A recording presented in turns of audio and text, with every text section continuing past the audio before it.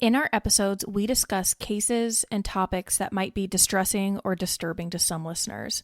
Listener discretion is advised. Hello, everyone. Welcome back to Cardinal Crimes. We are back with another episode in our series about the original milk carton kids. In our last episode, we talked about the abduction of Johnny Gosch, a 12-year-old boy who vanished during his early morning paper route. Johnny Gosch was one of the original milk carton kids, along with Eugene Martin, who we will be talking about today. We talked a little bit about the creation of the milk carton campaign in the previous episode, but overall, some questioned the campaign's success rates. According to an article in the Des Moines Register by Lynn Ta, the vice president of the Missing Children's Division at the National Center for Missing and Exploited Children, Robert Lowry, said the campaign was short-lived, and though it was worthwhile, they found it wasn't the best way to get the photos in front of adults. He said that the carton would generally sit on the table and that it was usually the kid sitting at the table with the view of the carton and the missing child. Now, even though he said it wasn't the best way to get the information out there, in April of 1985, the National Child Safety Council announced that reported sightings of missing children had increased by over 30%. And this was right after the launch of this campaign across the nation. That, and how most people are familiar with the campaign even now, make me think it had to have been helpful in some way. A post on the National Center for Missing and Exploited Children's blog notes that statistically, not many children were found as a direct result of the campaign, but there were some success stories. In October of 1985, a 7-year-old child went missing in a family abduction case, and she had her face and story printed on a milk carton. This girl ended up recognizing her own face and was reunited with her father after the fact. An article from the Fort Walton Beach Playground Daily News reads, "The face of 7-year-old Bonnie Bullock, reprinted on milk cartons distributed across the country, was what spurred a call that brought the girl back to her father after a 2-year separation. A picture of the girl had been published on the milk carton as part of a recently introduced national campaign to help locate missing children. When a playmate saw what looked like her friend's likeness on a milk carton, she became curious and decided to inquire. The little girl disappeared from the Tampa area with her mother during a custody dispute between her parents. A judge ordered that the child be returned to her father for custody." That's just one of the success stories. But let's come back to Iowa and the original milk carton kids. In our last episode, we discussed Johnny Gosch. Now, let's talk about Eugene Martin.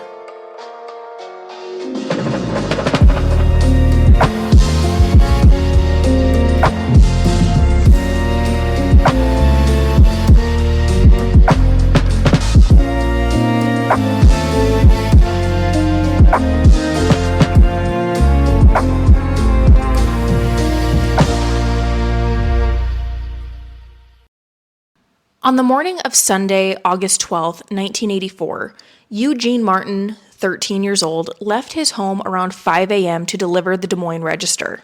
Let's go over a timeline of what we know happened that morning, most of this coming from an article in the Des Moines Register by Tom Alex, published on August 13, 1984.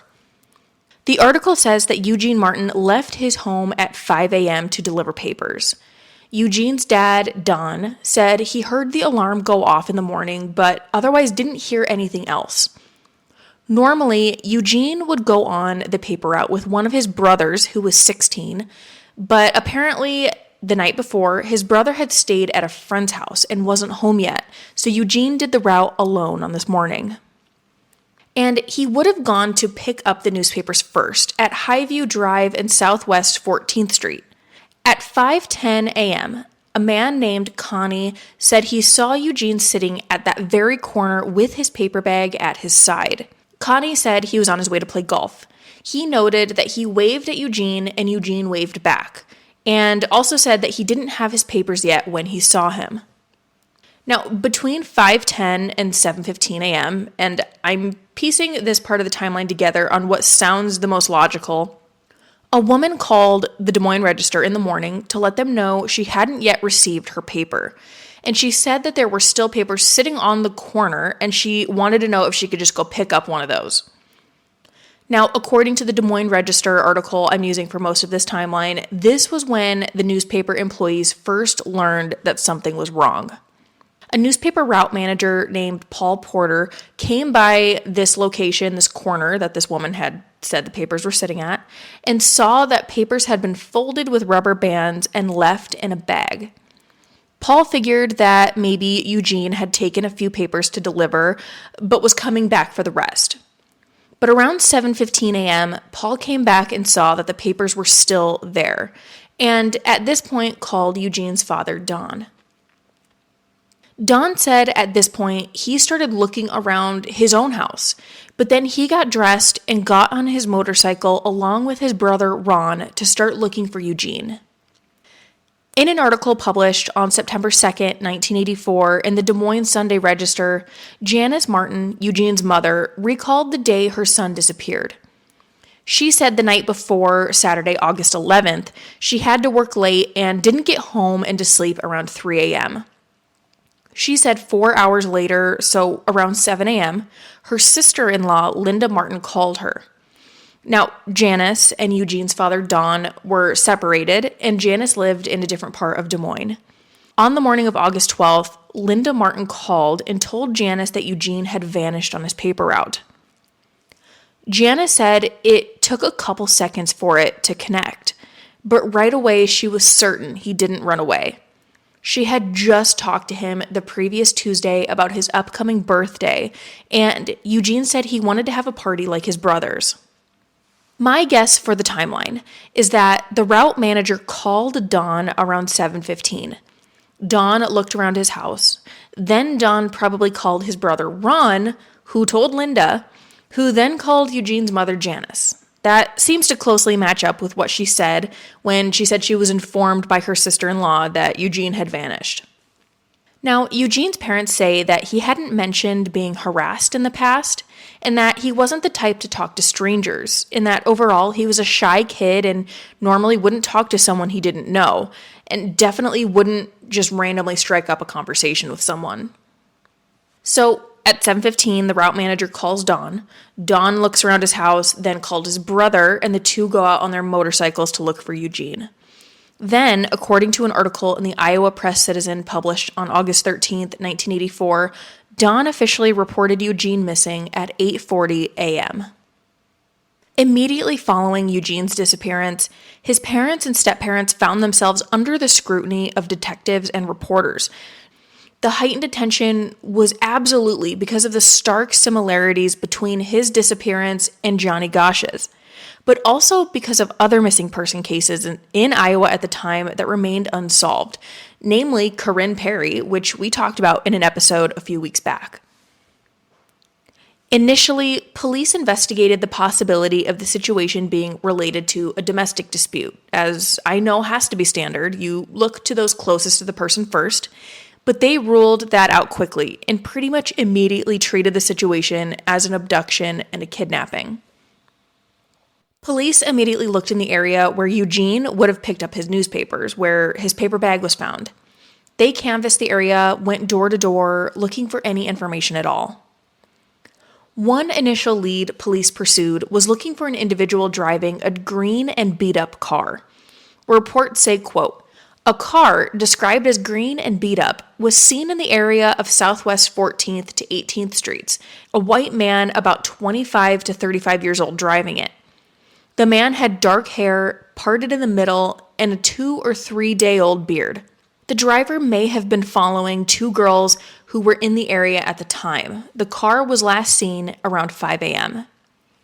Now, apparently, the man in this car didn't say anything to the girls and was just wanted for information and wasn't being treated as a suspect.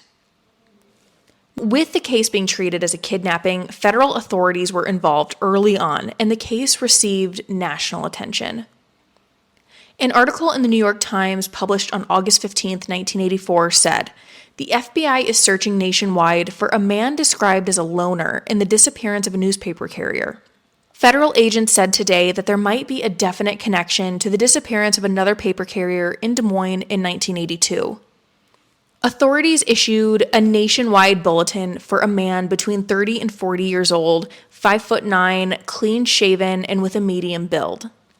Herb Hawkins, a special agent with the FBI's Nebraska and Iowa field office, told the New York Times, quote, "Generally, the person is an introvert, a loner who may or may not be extra guilt-ridden on what he does, but will not turn himself in." I saw on another person's summary of this case that eventually the person driving the green car was found and was ruled out as a suspect, but I haven't seen anything confirming that. Additionally, a case summary by Jody Ewing from IowaColdCases.org states, witnesses said they saw Martin talking to a clean-cut white male in his 30s sometime between 5 and 5:45 a.m. at Southwest 12th Street and Highview Drive. Some stated that the two appeared to be engaged in a friendly father-son sort of conversation, and others recalled seeing the teen folding papers and talking to the man between 5:45 and 6:05 a.m. Now, I haven't been able to find additional information or reporting to corroborate this, and I also don't know anything more about the man that the FBI described in their quote with the New York Times. But within just 2 weeks, the attention on the case faded as quickly as it rose when no new leads or information came in. Despite hundreds of volunteers distributing posters and participating in searches, there were just very few clues.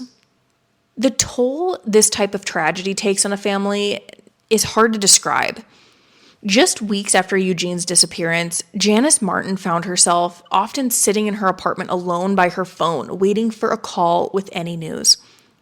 She told the Des Moines Register she would drink 3 or 4 pots of coffee a day, offset by the pills she would take at the same time. She would occasionally be allowed to participate in searches of fields and ditches, but was often told she shouldn't come in case there was something discovered.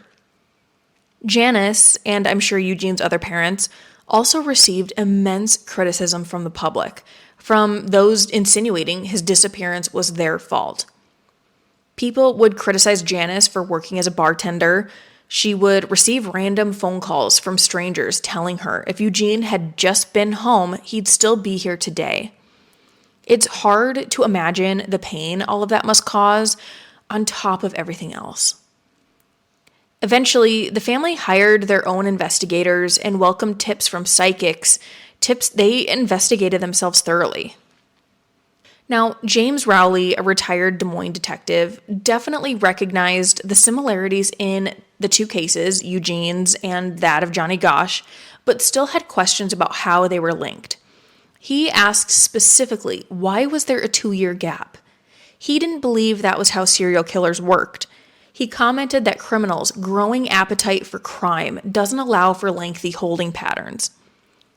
Now, I definitely get this sentiment, but if you look at many serial killers over the years, there are a lot that have significant gaps in time between victims. Take Dennis Rader or BTK, for example. There was both a 3-year and an 8-year gap between some of his victims. Now, there are others like Ed Kemper who killed 8 people in just under a year. Serial murderers can stop for various reasons, right? Life circumstances, perhaps they were arrested. So there could definitely be reasons why there was a larger gap in between Johnny Gosch and Eugene Martin. Either way, Rowley told the Des Moines Register he followed thousands of leads during the investigation, ones that brought him to Mexico and Canada, but none turned out to be credible. In December of 1984, a tip was received from a man who said that they saw someone carrying a boy under a bridge in Centerville, Iowa. The boy appeared limp, and articles say may have fit the description of Eugene. Officers searched the area surrounding the river, the bridge, and the buildings in the area, in addition to dragging the river to see if anything was inside, but there was no luck or trace of Eugene, or anyone else, for what I know. Let's talk, though, a little bit more about the similarities between the two cases. Both Eugene Martin and Johnny Gosch were paperboys. Both were on their paper routes by themselves. And in both cases, from what I've read, they usually had someone accompanying them during their route, but on this day, they didn't. With both of them, the newspapers they were supposed to deliver were found abandoned. With Johnny Gosch, they were in his red wagon. With Eugene Martin, it was his bag that the papers would go in. They were both abducted on a Sunday in the same city, Des Moines, Iowa, and almost exactly 2 years apart. Eugene was abducted on August 12th, 1984. Johnny Gosch was September 5th, 1982. I would say the biggest difference between these two cases is that there didn't appear to be as many witnesses with Eugene's abduction compared to Johnny's. With Johnny Gosch, there were multiple paperboys around who said they saw a man talking to Johnny, asking for directions, all of that. Based on my research, I don't get the same impression that there were many other people around in Eugene's case, aside from the people we've talked about already. So if the abduction of Johnny Gosch and Eugene Martin were done by the same person, which many suspect that to be the case, it would show that the individual perhaps took steps to reduce the number of potential witnesses. In July of 2010, Who TV Channel 13's Aaron Brilback interviewed Eugene's aunt, Jeannie, who also believes Eugene's disappearance is connected to that of Johnny Gosch, but doesn't believe Eugene is still alive. She said the disappearance of Eugene hit her brother Don, Eugene's father, immensely. She said he became withdrawn and spent all of his time searching for Eugene. Tragically, Don Martin passed away just 5 months after the Who TV interview in 2010. Eugene's mother, Janice, also passed away by that time. Both parents never found out what happened to their son. Eugene was last seen wearing blue jeans, a red shirt, and a gray pullover. He has brown eyes and had brown hair at the time of his disappearance. He had a scar on his right knee and had a broken wrist. If you have any information on the disappearance of Eugene Martin, please contact authorities and I will provide more specific information on who you can call in the description of this episode. Next week, we will be discussing the disappearance of Mark Allen. Though Johnny Gosch and Eugene Martin are considered the original milk carton kids, Mark Allen's case is often brought up. That will wrap up our coverage of the milk carton kids. So stay tuned. Thank you for listening to this episode of Cardinal Crimes. If you enjoyed it, please consider subscribing, giving us a 5-star review wherever you get your podcast, and sharing this episode with others. You can find us on TikTok, YouTube, and Instagram with the handle @CardinalCrimes, and you can send us any case suggestions, questions, or topics you would like covered there or to our email, cardinalcrimes@gmail.com. Until next time, friends, take care of each other and take care of yourself.